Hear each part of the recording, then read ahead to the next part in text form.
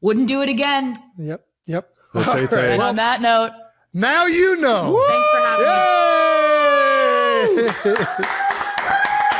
The conversation starts in a relaxed and funny mood, with everyone joking around and wrapping up a moment that clearly made them laugh a lot. They thank Taylor for joining, and you can feel that the vibe is casual, like friends just hanging out rather than a formal interview. There's laughter, a bit of confusion about what to say next, and jokes about confetti being everywhere, showing how chaotic and fun the moment was. They begin talking about a funny impression involving a cat acting confused after tasting something strange. This becomes a running joke because it's something that makes them laugh every single time. Jason says it gets him every time, and he can't stop laughing when he sees it. It shows how simple humor between friends can be the most entertaining thing. Soon, the conversation shifts to something more exciting. There's a big announcement.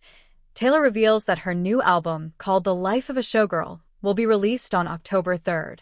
Everyone congratulates her, and you can tell they're genuinely happy and excited for her. They mention that fans can already pre-order the album, and it's described as having 12 great songs. The energy in this moment feels like a celebration. After that, they move into a segment where they ask quick questions. It's a fun part of the show where guests can choose whether or not to answer. The tone stays playful, and they even joke that the guests can refuse to answer if they want. One of the first topics is about Jason telling his kids that cats are poisonous. Taylor explains how she tried to prove to the kids that this wasn't true. She says she introduced them to her cat Benjamin, who is very gentle and calm. The kids quickly realized that cats are harmless, and it became a funny example of how kids learn by experience. Taylor also jokes that maybe Jason said that so his kids would learn to think critically and question what they're told. They continue talking about cats, allergies, and personal experiences. Jason insists he has allergies, while Taylor playfully questions it.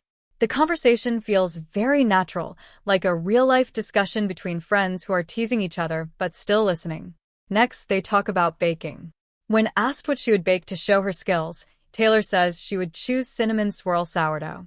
They joke about Pop-Tarts as well, and Taylor explains how she enjoys experimenting with different flavors.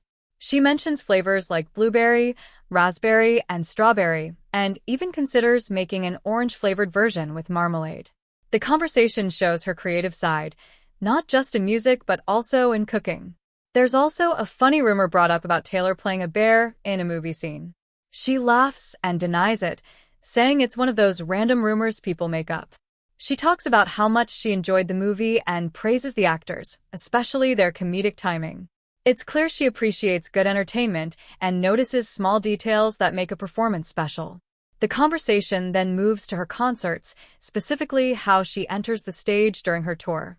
She explains that she used a cleaning cart as a way to surprise fans. She wanted to control what the audience saw first and create a magical moment. Instead of revealing everything at once, she carefully planned the experience so fans would be surprised. She admits that it started as a one-time idea but became something she enjoyed and continued doing. She says it's important to have fun, even in something as serious and demanding as a big concert tour. They talk about how fans sometimes try to guess everything in advance, but she still loves surprising them. For her, entertainment is about creating moments that people don't expect, giving them something exciting and memorable. Then they ask her about her welcome to the NFL moment, meaning a moment that made her realize how big and intense that world is. She talks about going onto the field after a major game. She describes how overwhelming it felt, with so many lights, cameras, and people. Even though she's used to attention, this felt different. It was emotional and meaningful because she was proud of someone she loves and got to share that moment. She explains how unexpected it was and how quickly everything happened. One moment she was in a suite, and the next she was on the field surrounded by media. Despite the chaos, it became one of her favorite memories because of the emotions attached to it. When asked about her own career, she says she never really felt like she had fully arrived. Even as she became more successful, she kept focusing on what came next. She enjoyed planning and creating new things, so she didn't stop to think about success in a traditional way. Instead, she valued the increasing creative freedom she gained over time. She explains that as she grew in her career, She had more control over her work, which made everything more enjoyable. For her, success wasn't about money or fame, but about being able to create freely and bring her ideas to life. However, she says that during her recent tour, she finally allowed herself to be fully present and appreciate the moment. She realized how special it was and took the time to enjoy it instead of always thinking about the next step. The conversation then becomes lighter again. Taylor asks Travis about something funny related to waxing. They joke about how uncomfortable it was and how it felt afterward. Travis admits it was itchy and not something he wants to repeat. They laugh about it and treat it as one of those life experiences you try once and then decide it's not for you. They joke about how sometimes you make decisions just to learn from them. Travis says, "Now I know," showing that even small, silly experiences can teach you something. As the conversation comes to an end, they thank Taylor for joining and talk about how fun it was. There's a bit of friendly competition mentioned about which episode was the most popular, but it's all in good humor. They remind listeners about the album release and encourage people to follow and subscribe to the show.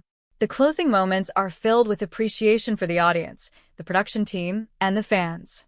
They express love for their communities and promise to be back with more episodes. Overall, the entire conversation feels warm, funny, and genuine. It mixes humor, personal stories, big announcements, and thoughtful reflections. It shows different sides of the people involved: funny, creative, emotional, and real, making it engaging